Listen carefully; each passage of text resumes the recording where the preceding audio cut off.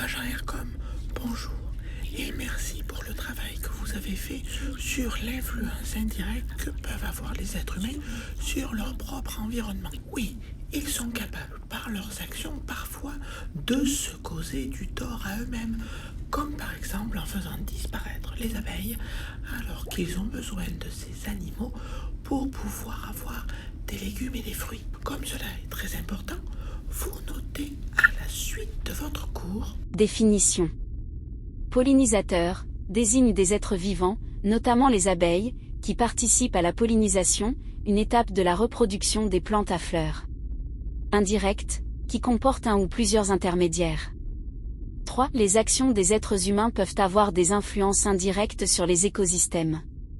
Il arrive que les actions des êtres humains sur les écosystèmes ne soient pas là où il agit. Par exemple, dans le cas de produits solubles dans l'eau ou présents dans l'air, il est tout à fait possible de nuire à des êtres vivants sans le vouloir. On parle dans ce cas d'une influence indirecte, contrairement à une action volontaire, directe.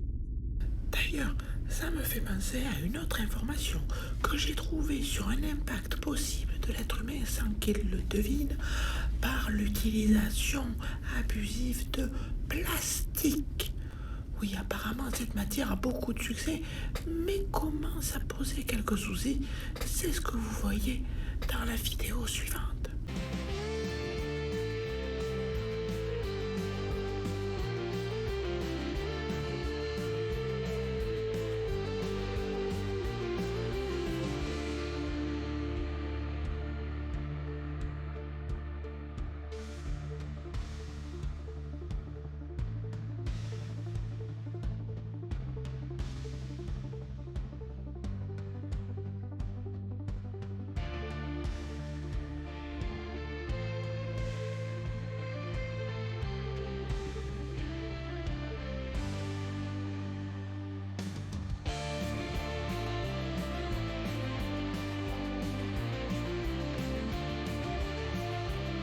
Avant les années 90, c'était complètement légal de jeter du plastique dans l'océan et beaucoup de ce plastique est toujours là aujourd'hui.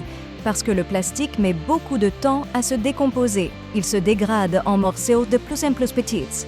On sait que plus de 300 espèces d'animaux sauvages ont ingéré ces plastiques. Cela a été observé chez les animaux et en les mangeant, le plastique peut remonter dans la chaîne alimentaire.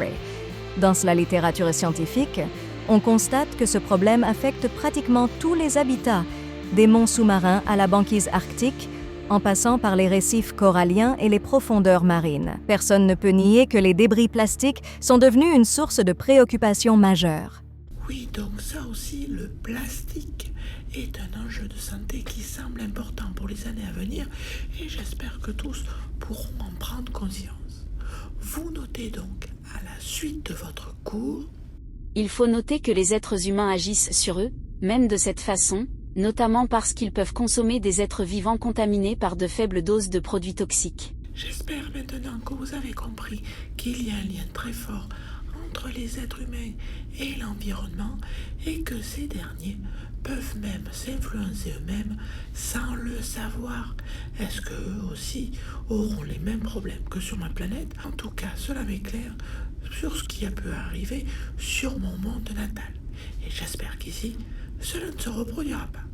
Allez, je vous dis merci, au revoir et à bientôt.